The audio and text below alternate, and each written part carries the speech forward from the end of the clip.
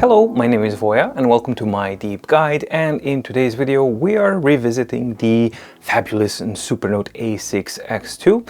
Last time I was sharing with you guys the my top 5 of least favorite features, things, quirks that this device has, and in this video we're going the other way, and this is the list of top 5 most favorite features. So let's get cracking.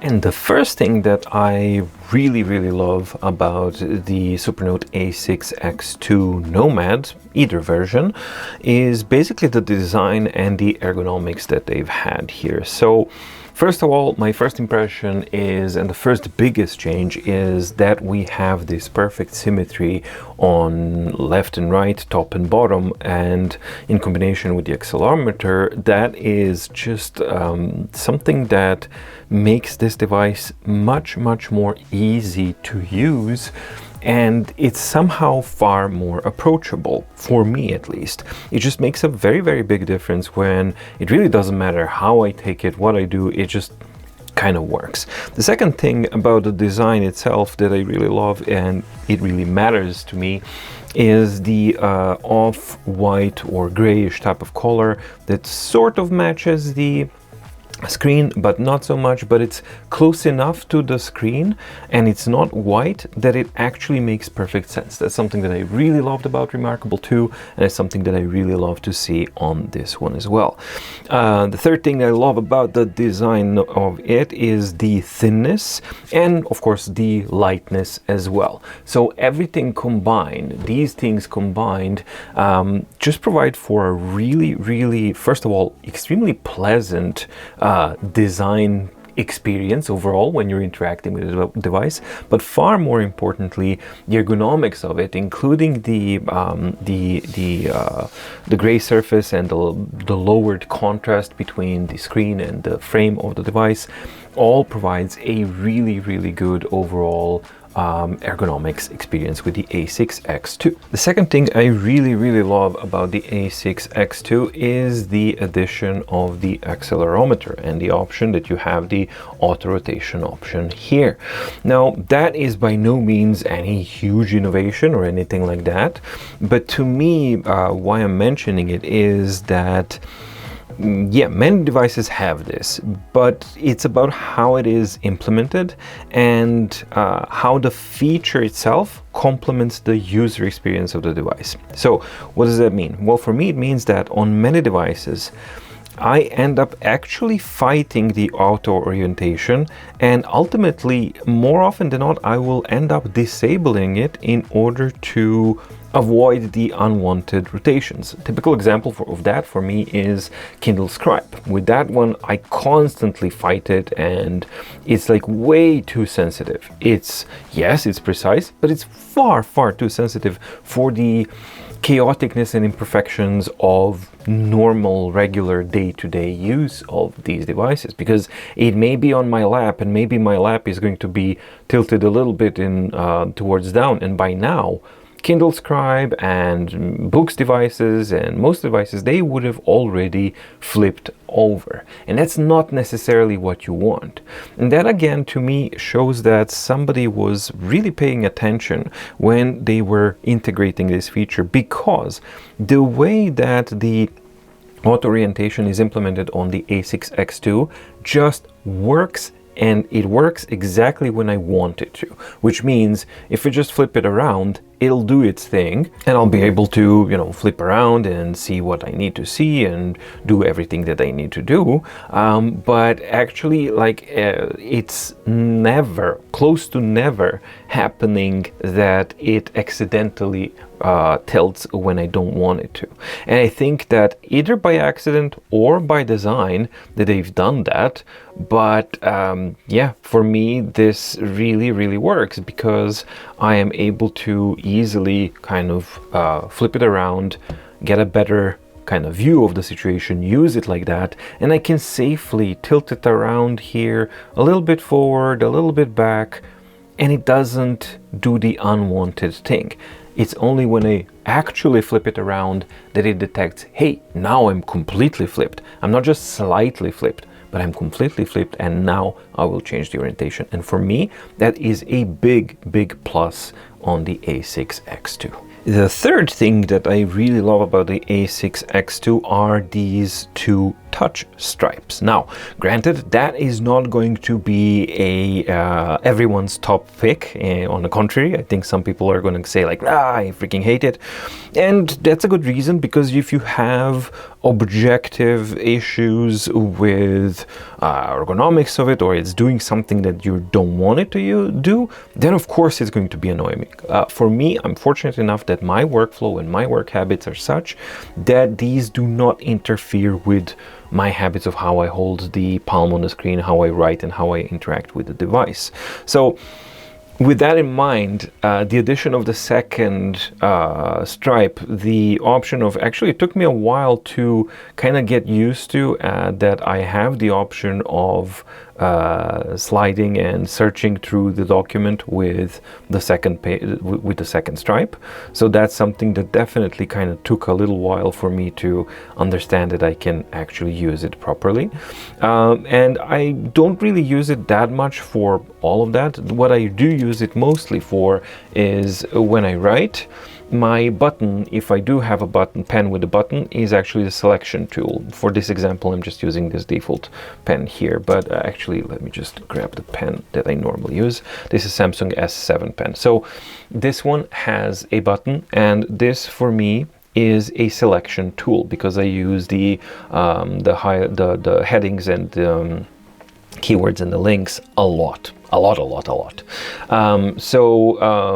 For the writing, of course, you have that gesture of holding here and then it works, but for me, it doesn't really always work, the gesture of holding two fingers on the screen.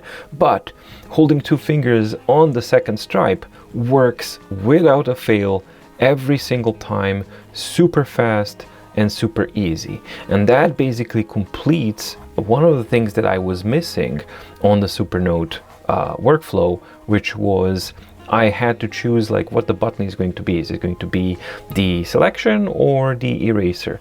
And now I no longer have that of an issue of actually choosing these two. I have convenient and, most importantly, reliable access to both of these tools at any given time, and that's something that I really love. If I could maybe complete the selection, then it would have been all good. So yeah, the two stripes, definitely a big plus for me on the A6X2. The fourth one is a software thing that's not A6X2 specific, but it is, because it's a Supernote, it is a part of it, and that's basically the headlines and the links.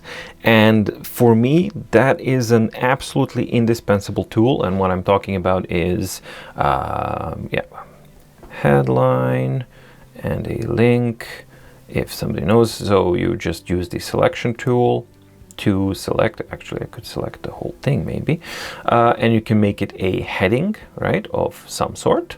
Or so not headline, but a heading, and you can also link to something else. So if you are not familiar with that, you should check some of my other Supernote related videos. But those two features are basically an indispensable tool in my workflow. The ability that I can create a notebook that, let me just go back here, I can create a notebook that has basically a table of contents by simply using the heading or headline, whatever it's called. I'm old school, so I know it from headings. There we go. I call them titles still, but I'm trying to accommodate it. But basically, that I can create these headings here. It's absolutely freaking fantastic. And another thing that you can also do is you can actually select sections here, create links to another notebook, to a document, to a reference of some sort. But for me, this whole thing, or the ability of actually creating this and having it so streamlined and so effective, it's just a completely, as I said, indispensable tool. And I rely on it a whole lot for basically my workflow on this device. So yeah, the flexibility, the simplicity, and the power of the link and the headline or heading functionality is definitely a huge plus on any Supernote device, A6X2 included. And finally, for me, it's again a general software functionality, but it's a big one. So for me, the fact that I can actually go and copy any document that I want, any PDF document, whether or not it's super complicated like the MDO 2024 or MMP as well, with tons of hyperlinks and everything, or it's just like a document that you, PDF document text that you're working on, and you would like to have all of the notebook features and functionalities such as headings, links, and all of that kind of stuff. Well, it's possible on a Supernote, even though they doesn't have unified tools, and that I think is one of the failings of the platform. I think that it should have unified exactly the same tools and exactly the same functionality between notebook or a PDF, but until they get there, we do have this option that you can convert a PDF into a notebook and then have that. And it's really simple by basically simply copying a PDF that you want into my style folder. And once you've done that, we can create a new note, and we can just hold everything default, go into a template, choose customization, and this would be the Mars thing. Select all pages, apply as template, wait for it to go through it. Of course, this process will depend on how large and complicated your document is, but I've tested it on MDO 2024, which is almost 1,800 pages and well over 12,000 hyperlinks. And yes, it took about 20 minutes or so, but it didn't create an error and it just worked perfectly fine. So you just leave it done and there you go. So now I have my PDF document, but and fully functional. Everything works as it should. You know, the images, everything is the way you would want it to be. But you have the notebook, all of the notebook functionalities, including the headings, so that I can just select this and create a heading of my choosing, and more importantly, links as well that actually work.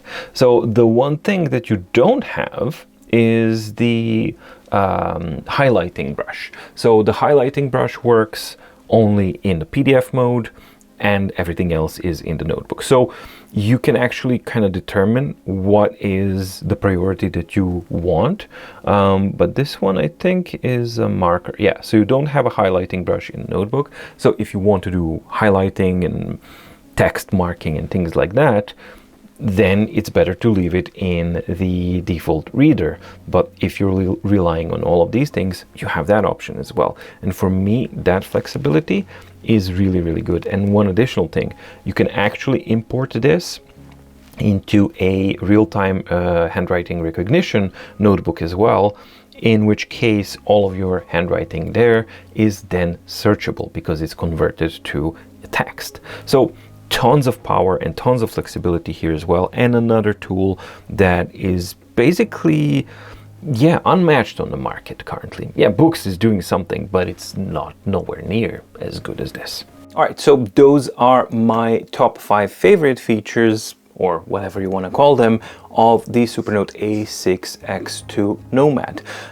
Please let me know what are yours, if you have some, because it would be interesting to actually kind of share that with existing users, potential users, users of the A6X or A5X, who are maybe considering should they make the switch or not. If you want to support the channel further, please do check out the mydeepguide.com/shop, where you can find the MDO 2024 and MMP. More information about both of those in the description below. You have dedicated playlist. Check those out and you'll know if these are things that interest you or not. But just know that support of that kind directly supports the independence of My Deep Guide. Thank you so much for watching. Stay safe, stay healthy, and see you in the next video. Bye.